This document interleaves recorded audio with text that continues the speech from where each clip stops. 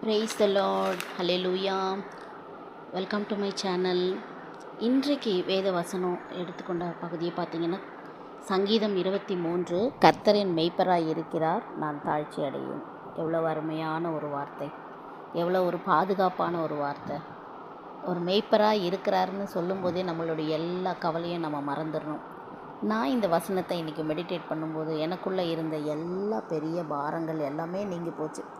லிட்ரலாகவே நான் உண்மையாகவே நான் உணர்ந்தேன். தேவ வசனம் ஆகிய இந்த கர்த்தர் என் மெய்ப்பராய் இருக்கிறார்ன்ற இந்த வசனம் எந்த அளவுக்கு கிரியை செய்து அப்படின்னு சொல்லணும்னா, அதுதான் ஆண்டவருடைய வார்த்தை ஜீவனுள்ள வார்த்தைங்கிறதுக்கு ஒரு பெரிய உதாரணம். நான் இன்றைக்கி முழுக்க இதை தியானித்தேன். இன்றைக்கி அவனுக்கு அவ்வளோ ப்ரெசன்ஸாக இருந்தது. நீங்களும் முயற்சி பண்ணுங்கள். இந்த வார்த்தையை கர்த்தர் என் மெய்ப்பராய் இருக்கிறார், நான் தாழ்ச்சி அடையேன்னு நீங்கள் உங்களுக்கு மனசு சோகமாக இருந்தாலோ இல்லை வேலை சூழ்நிலை இருந்தாலும் நீங்கள் இந்த வசனத்தை மெடிடேட் பண்ணிகிட்டே இருங்க. சின்ன வசனம்தான், நம்ம சண்டே ஸ்கூலில் பிள்ளைங்களுக்கெலாம் சொல்லிக் கொடுக்குற வசனம் தான் இது.